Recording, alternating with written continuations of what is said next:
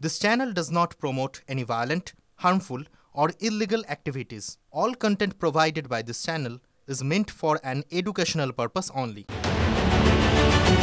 শুনলেন তো, ঠিক এই জায়গায় দাঁড়িয়ে অধীর চৌধুরীকে বিজেপির বি টিম বলে কটাক্ষ করেছে তৃণমূল কংগ্রেস।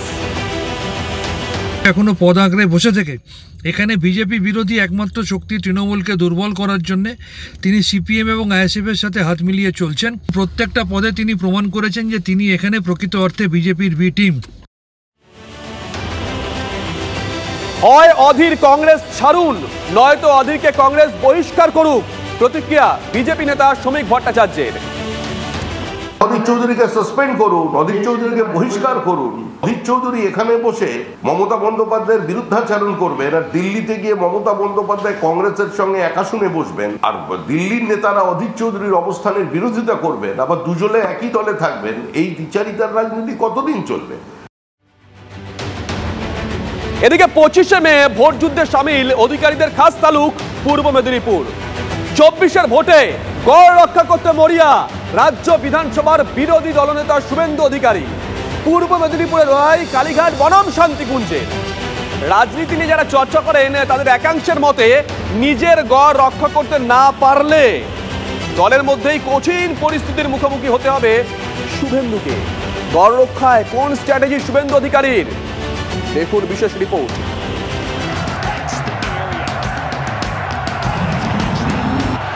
এ যেন ডু অর ডাই ম্যাচ।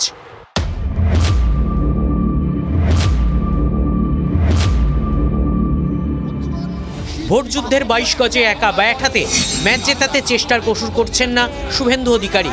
পাখির চোখ এখন 25শে মের ভোট। ওই দিনই পূর্ব মেদিনীপুর জেলার দুটি আসন কাঁথি ও তমলুকে ভোট। নিজের গড় রক্ষায় তিনি যেন চৌকিদার, কারণ এই লড়াই শান্তিনিকেতন বনাম শান্তিকুঞ্জের। বন্দ্যোপাধ্যায় পরিবারকে জবাব দেওয়ার লড়াই, কিন্তু তার আগে লোকসভা ভোটে ছবিটা ছিল ঠিক উল্টো। 2019 সালে লোকসভা ভোটের সময় শুভেন্দু অধিকারী ছিলেন তৃণমূলে, তাই তৃণমূল প্রার্থী হিসেবে কাঁথিতে বাবা শিশির অধিকারী ও তমলুকে ভাই দিব্যেন্দু অধিকারীকে জেতাতে বড় ভূমিকা ছিল শুভেন্দুর।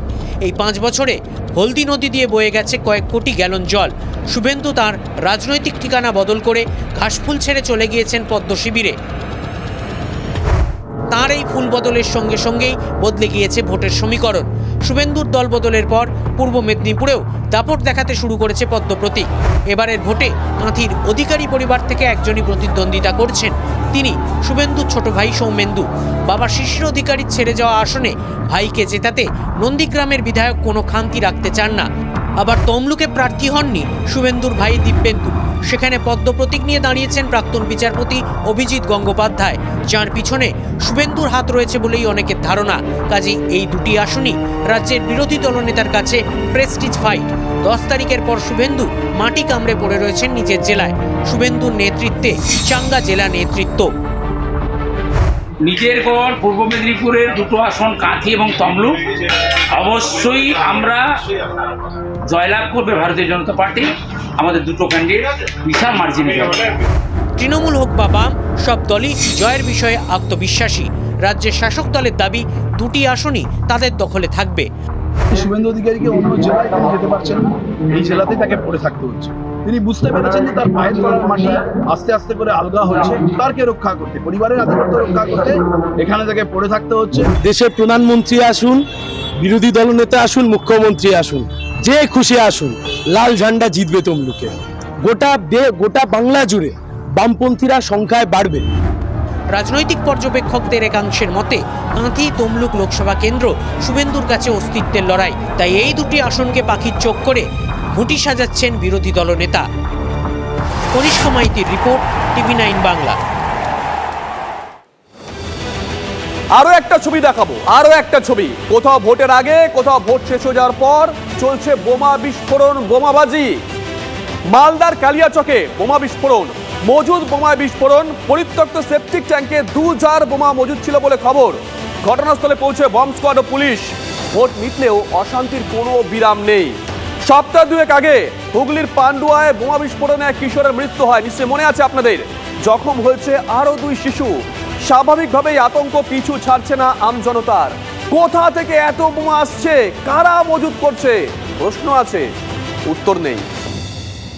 গোটা পশ্চিমবঙ্গকে মাননীয় মুখ্যমন্ত্রী বোম বারুদের উপর দাঁড় করিয়ে রেখেছেন।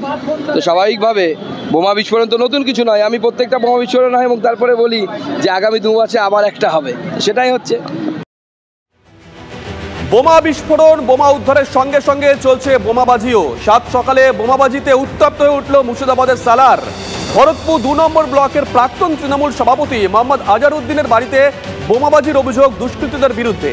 খবর পেয়ে সালার থানার পুলিশ ঘটনাস্থলে পৌঁছয়। বোমার আঘাতে জখম হন একজন পুলিশ কর্মী।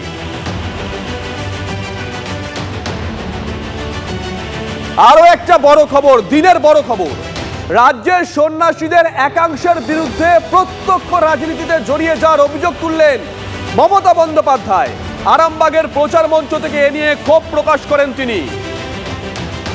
হ্যাঁ, কেউ কেউ করে না, সব সাধু তো সমান হয় না, সব স্বজন সমান হয় না। এই যে বহরমপুরের একজন মহারাজ আছেন, আমি শুনেছি অনেক দিন ধরে, কার্তিক মহারাজ, ভারত সেবা সংঘকে আমি খুব শ্রদ্ধা করতাম, কিন্তু যে লোকটা বলে আমি তৃণমূল কংগ্রেসকে এজেন্ট বসতে দেবো না, সে লোকটাকে আমি সাধু বলে মনে করি না। তার কারণ তিনি ডাইরেক্ট পলিটিক্স করে দেশটার সর্বনাশ করছেন। আমি আইডেন্টিফাই করেছি কে কে করেছেন।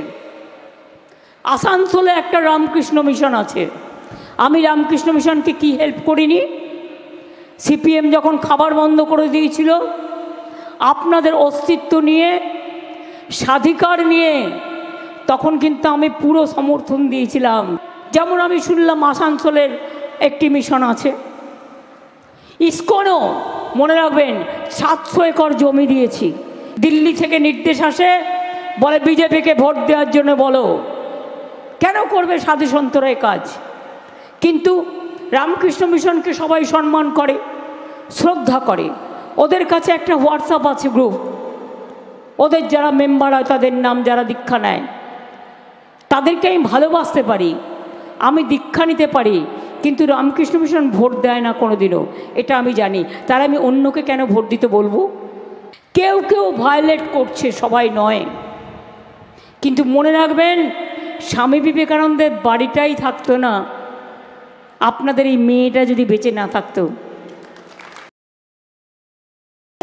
ইমামরা আবেদন করতে পারে, আর কার্তিক মহারাজ প্রতিবাদ করলে অসুবিধা। কোনো মঞ্চে, বিজেপির মঞ্চে তারা ছিলেন না। তারা এখানে সনাতন হিন্দুদের উপর আক্রমণের প্রতিবাদ করে। আপনার ইমাম অ্যাসোসিয়েশন আপিল করতে পারে, 2500 টাকা করে মাসে বেতন দেন। আর রামকৃষ্ণ মিশন, ভারত সেবাশ্রম সংঘার সন্ন্যাসীরা সনাতনীদের রক্ষা করার কথা বললে অপরাধ হয়ে যায়।